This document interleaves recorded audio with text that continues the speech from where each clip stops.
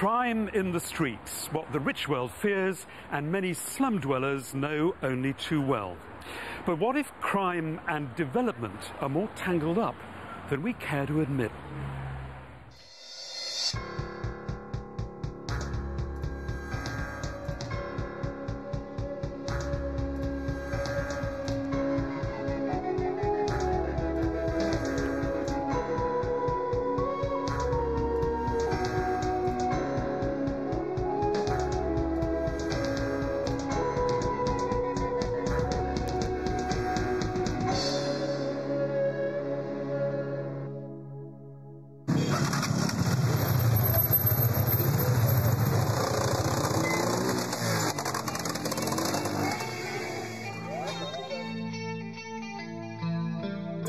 Mushina and Boniface, the motorcycle boys of Korogocho. They're among the first to own motorcycles on the Nairobi slum they call the Dirt Island. Some say the motorcycle boys own the slum, and they've their own ideas about improving slums. Are they a threat, or do they have anything to teach us? Kama's one of their new recruits. He's a rebel, even by motorcycle boy standards.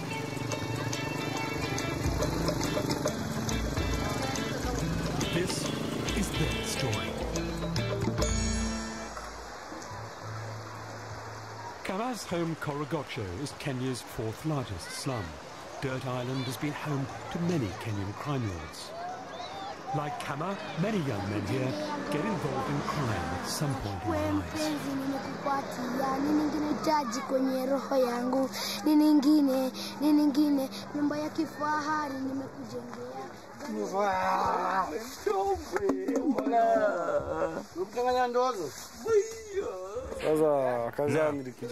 I came to Korogocho when I was 12 years old.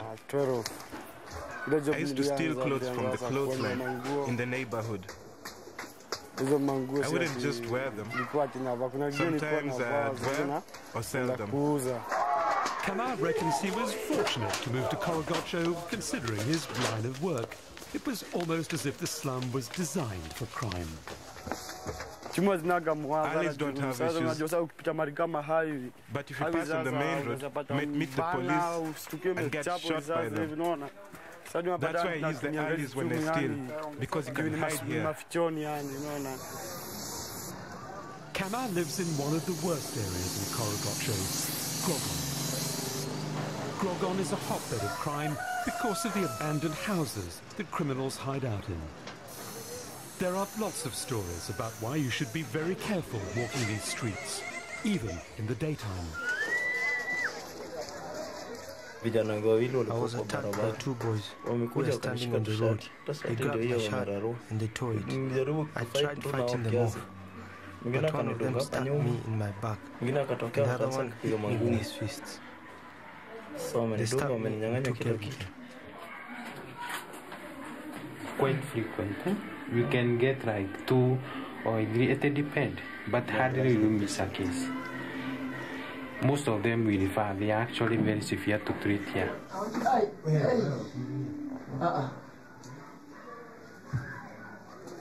Much crime here is spontaneous.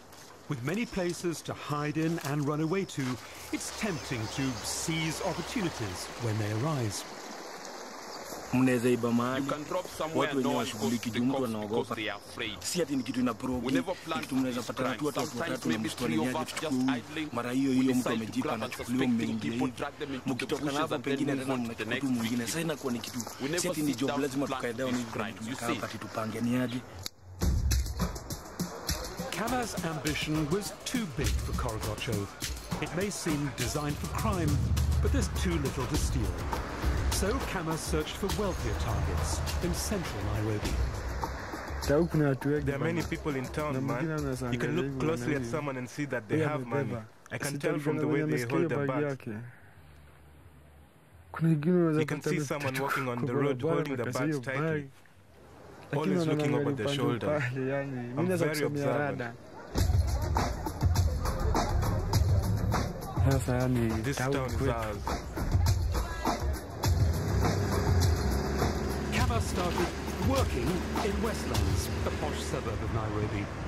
This was after joining the Mungiki, a notorious vigilante group. He'd made serious profits by extorting money from minibus owners. So I joined the Mungiki. 37 of us were initiated into it at that time in Westlands. We started working on those streets. We would harass the people, especially the minibus drivers on those routes. Us guys would burn one minibus and then wait for about a week. When we go ask the driver for money the next week, you think he won't give you? He'll give you.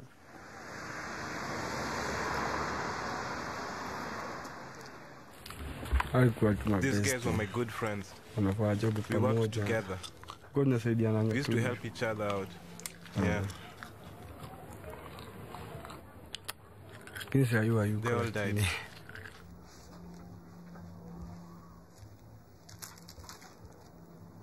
I thought about my life and said, no. The way people are dying, I can't die without leaving something behind.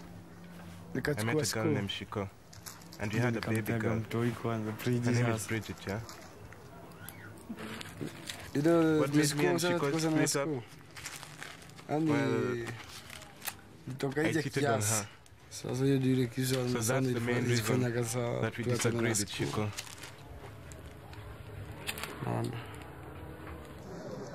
Mushina also saw most of his friends die on the streets before he became the original motorcycle boy. He had an idea which might be frowned on in conventional development economics.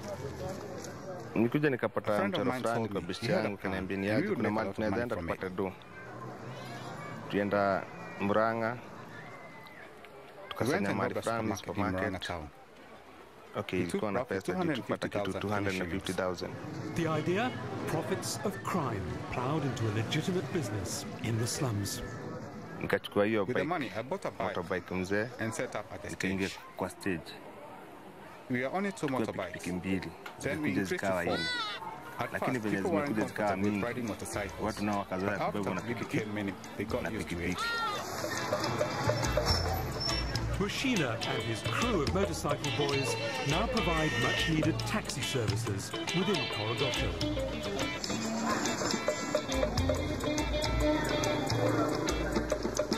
From 4 motorcycle boys in the beginning, they've grown to 40, including Kama. I never planned to be a motorcycle boy. When I heard that the cops were hunting for me and counting my bullets, I decided to stop going to Westlands for a while. I hung out at the motorcycle stage for almost a week.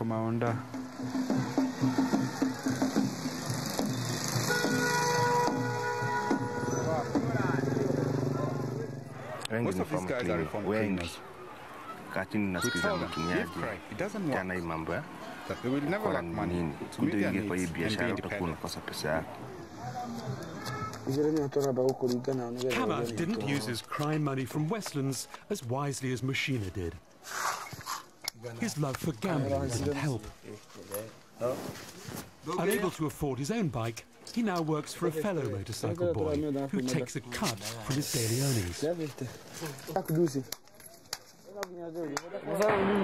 He tips up my money because I have to take care of the bike like it's mine. The bike gets little problems that cost 100 to 200 shillings to fix. I can't tell the owner about those little problems, so I get it fixed somewhere and just pay. Like before, I used to get serious money. I think, damn, if I had known, I'd have spent that money better, but I didn't. Like now. You know, I used to get 200 or 300,000 shillings before. If I got just 100,000 shillings now, people would be amazed at how I'd invested. You see, a bike is amazing. It's a lot of fun. When I have a bike, I really have a lot of fun when I'm on the bike alone.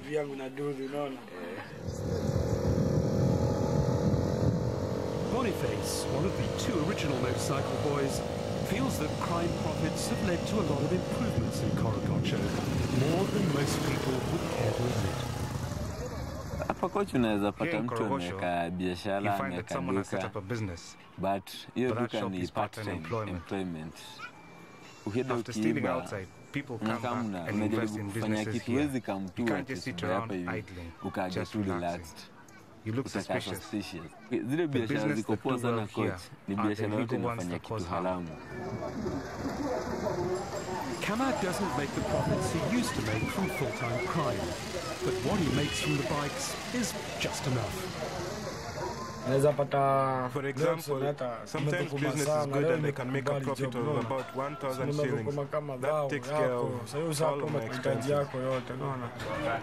Most of the money is spent on myself, Bridget. When she grows, I pray that she reads hard and that she agrees to study hard in school. I would hate to hear that when Bridget is older, after growing up here, that she's been raped in this area. I wouldn't want to hear that.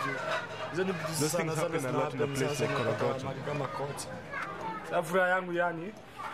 It would be my joy if she lives here and is growing up, that Korogocho is also changing at the same time. Every day, Mashina walks his kids to school in the nearby Dandora estate before going to work at the biker stage.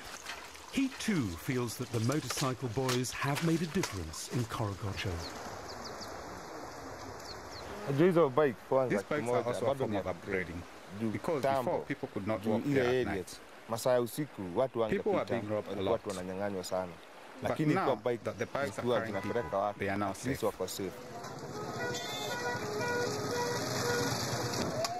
Saa ingine pia ninatumia kwa sababu nikichelewa kazini, pia huwa ninatumia kufuka njia hii kwa sababu barabara nayo sio mzuri kwa sababu ya bakora pia. So tukichukua hizi motorbike inatusaidia sana. But the bikes are not as safe for everyone as Mashina would like to believe they are.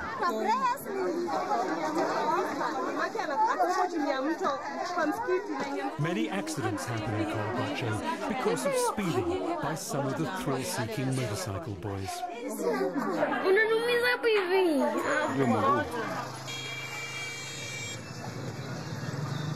Accident nayo kwa barabara ikosa. Accidents on the roads are unavoidable. Unaona hiyo barabara ni kitu because the road is very congested, especially in the evenings. Na ile barabara yetu venye imejengwa haina, the road doesn't have enough space for pedestrians to pass.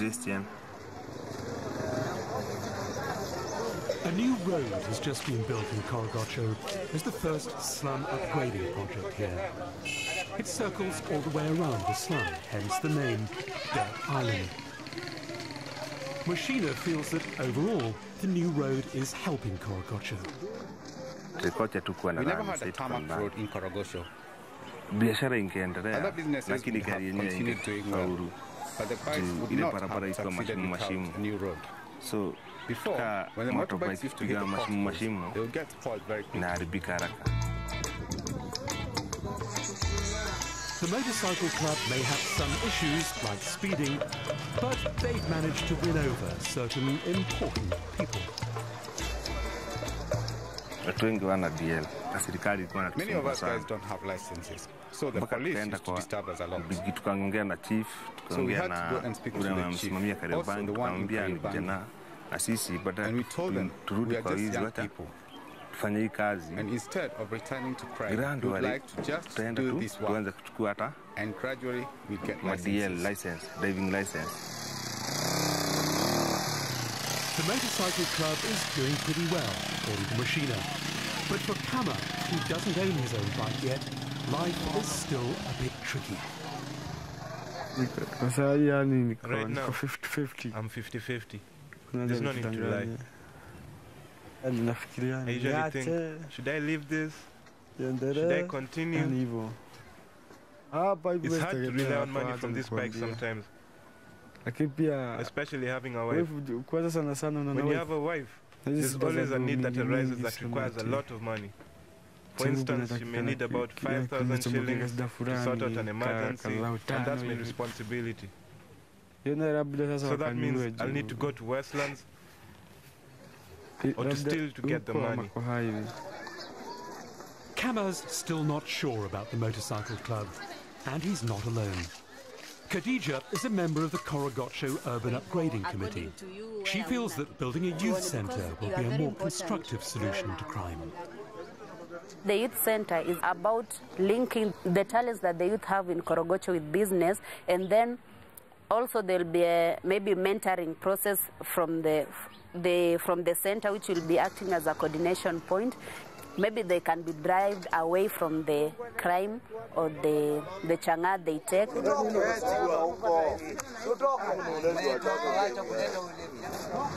Motorcycle boy Mashina is not just a motorcycle boy. He's involved in slum upgrading with Khadija and supports the youth centre idea. When the youth don't have a place set aside for them to meet, it's not good. But when they get to meet up and talk, I think they'll do a lot. They'll help each other and they will grow.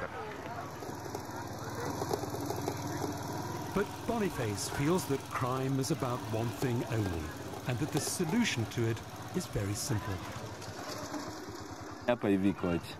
Here in Korogosho, life is difficult. You don't grow up with money. So when you find a means of getting money, it has a big influence on you. Getting money is very important here in the ghetto, especially for the youth. So Boniface believes in supporting businesses like the Motorcycle Club and others that have followed in its wake. Kwa hivyo idea ya kufungua kawash ilikuwa gani kusaidia security ama ilikuwa kusaidia security na bado operating a kawash for security purposes and also generate income for the youth. This young group started the car wash after seeing all the motorcycles in their neighborhood. When business was low, we would still wash at least 8 bikes. We would all end up getting enough money for ourselves. But the car wash was short-lived. They didn't have the motorcycle club's luck. The water was shut off after people complained about their homes flooding. We had dug a trench here. See, it never affected anyone's home. The trench was here, but it's now been covered with stones. I think it was just people looking down at us as the youth. It's a community thing. Many girls were at the car wash and they had kids and were relying on this money. Now we're just idle. So we just become thieves. Motorcycle clubs, car washes, it's not what most people would think of as the best way to improve slums. They're breaking the rules and the law, and not just over jobs. Like slum dwellers the world over, Kama helps himself to energy. I pulled this wire. I pulled it like this. Can you see where it's coming from? Can you see where it's going? So it comes in here directly. Now, by the time they come here, how long do you think it will take me to remove these wires? Before who comes? You see them on the road when they come in. Which guys? The Kenya Power Company. I'll just disconnect the wiring and push the wires into the house and roll these other cables to the back. Then I'll reconnect everything after they leave. There are other wires that are connected on the ground, but you can't see them. They're hidden. Now, if you look at the power lines in this area, can you see any proper lines going to anyone's home here? For instance, my neighbor can ask me to connect his power, and I'll just pull out some wires for him and connect him. Then he'll give me some cash. Because I have to keep on replacing the wiring when it wears out. I never pay for electricity. If I need electricity, isn't there so much of it over here? As the motorcycle boys do things their own way, slum life is changing across Nairobi. There are plans to upgrade slums and build more new roads and houses. And that's sparked a debate here. Best to help individuals with businesses like the motorcycles, or invest in infrastructure and building new houses. Coach is not this house. These houses do not represent Korogosho. So Korogosho if is the people who are living here. So if the people can be made aware what is good and what is bad, that is the upgrading that can actually help people.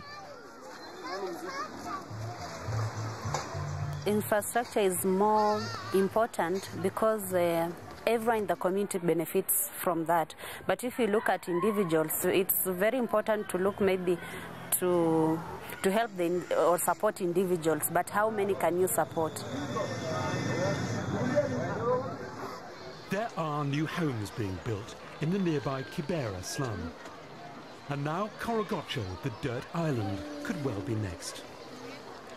But new housing projects don't always change people. Even if they build here, even if they build good houses, this will always be a ghetto. Someone like me lives here, and they'll build, and I'll rent those houses. Even if I become wealthy, I will not move to middle-class suburbs like Buruburu. If it's possible, I'll move down there, down to the most feared place in Korogocho, and live there. We also have ghettos in uptown places like Westlands area. On one side, we have the rich people's houses. On the other side, we have cheap houses made out of iron sheets. Even if they build proper houses here, I know what Korogocho is. But for Mushina, a new Korogocho is a real possibility. It's what he feels they're all working towards.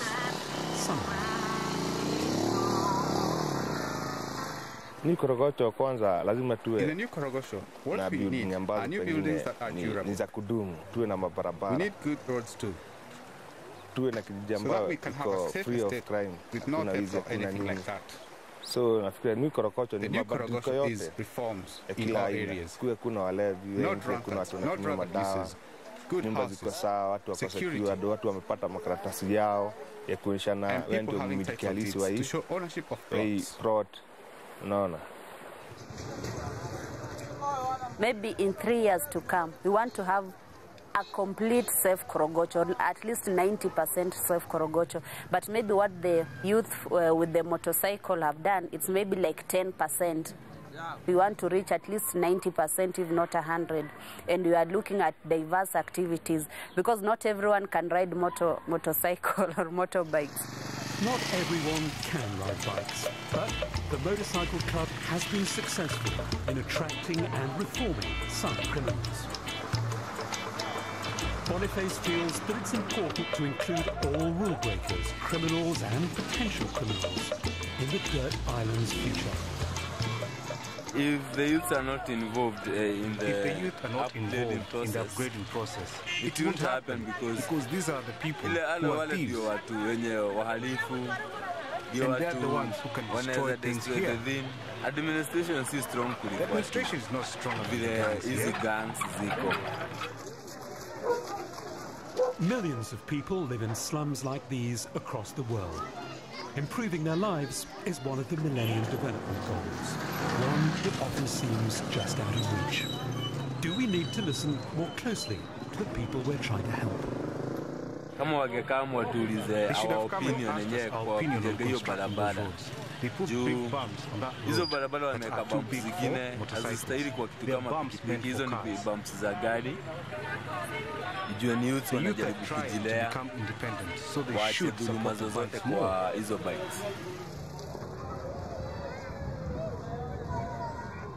Tulianza kama vijana. Sasa kuna mahali tafika, tuache vijana wengine nao waiendeleshe. Kama is not waiting on the future though. He's making his own rules, which may not be anybody else's. But he's got the energy, if anybody wants it. If you ask a child what they hope for in the future, you'll find anyone who will tell you that you want to be poor. If I had my own bike, you'll see me in Westlands. Or find me going to steal. I can't just sit still. elders need to be busy doing something.